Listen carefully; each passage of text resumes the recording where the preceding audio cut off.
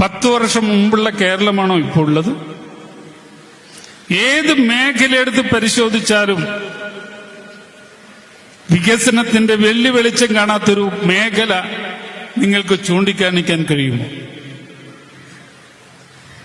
ഇടതുപക്ഷ ജനാധിപത്യ മുന്നണി അധികാരത്തിൽ വരുമ്പോ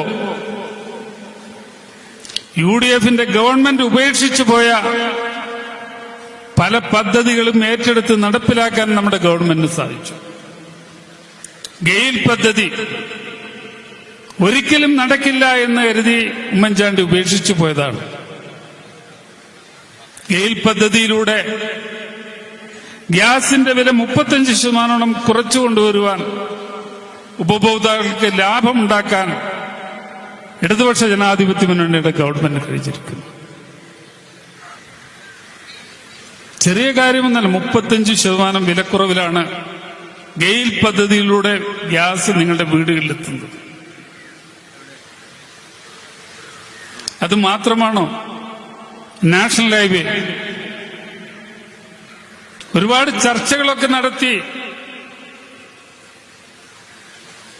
ഗവൺമെന്റിന് ഇച്ഛാശക്തി ഇല്ലാത്തതുകൊണ്ട് അത് നടപ്പിലാക്കാൻ കഴിയാത്ത പദ്ധതിയാണെന്ന് പറഞ്ഞുകൊണ്ട് ചുരുട്ടിക്കൂട്ടി വെച്ചു.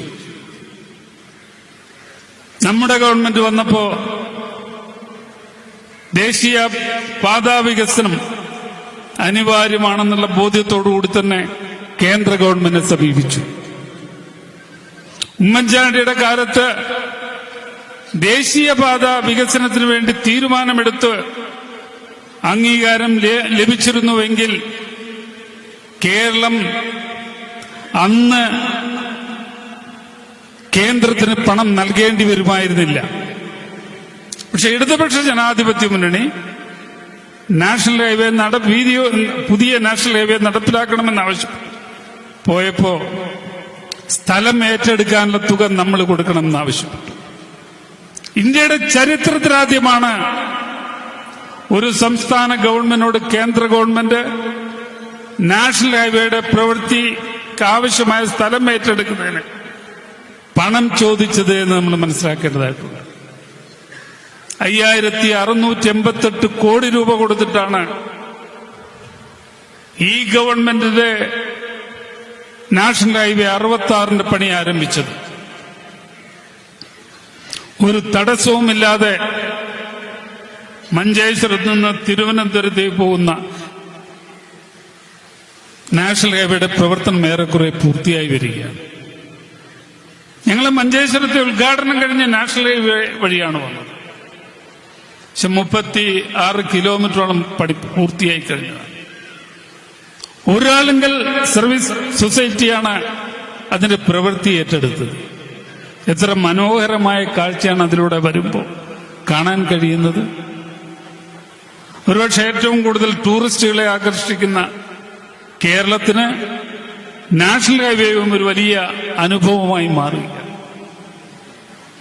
അവിസ്മരണീയമായ കാഴ്ചകളാണ് നാഷണൽ ഹൈവേയിലൂടെ വരുമ്പോൾ നമുക്ക് കാണാൻ കഴിയുന്നത്. അത് യാഥാർത്ഥ്യമാക്കാൻ ഇടതുപക്ഷ ജനാധിപത്യ മുന്നണിയുടെ ഗവൺമെന്റിന് കഴിഞ്ഞിരുന്നു. നമ്മുടെ വിദ്യാഭ്യാസ സ്ഥാപനങ്ങൾ, എയ്ഡഡ് മേഖലയിലെ വിദ്യാഭ്യാസ സ്ഥാപനങ്ങൾ അടച്ചുപൂട്ടുന്ന സ്ഥിതിയിലായിരുന്നു UDF ഗവൺമെന്റ് കാലത്ത്. ഏകദേശം 1000-ഓളം സ്കൂളുകൾ അടച്ചുപൂട്ടാൻ UDFന്റെ ഗവൺമെന്റ് ആലോചിച്ചതായിരുന്നു. LDF ഗവൺമെന്റ് വന്നതിന് ശേഷം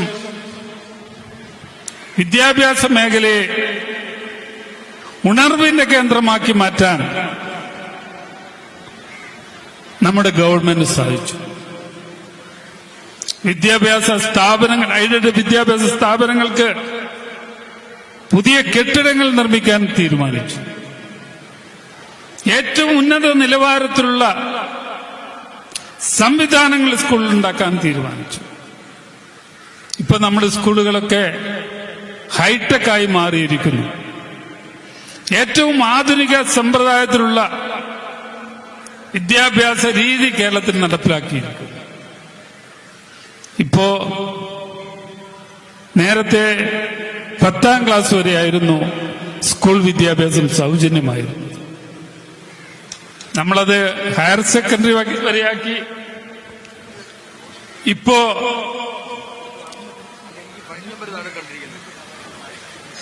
ഡിഗ്രി വിദ്യാഭ്യാസവും സൗജന്യമാക്കാൻ ഗവൺമെന്റ് തീരുമാനിച്ചു.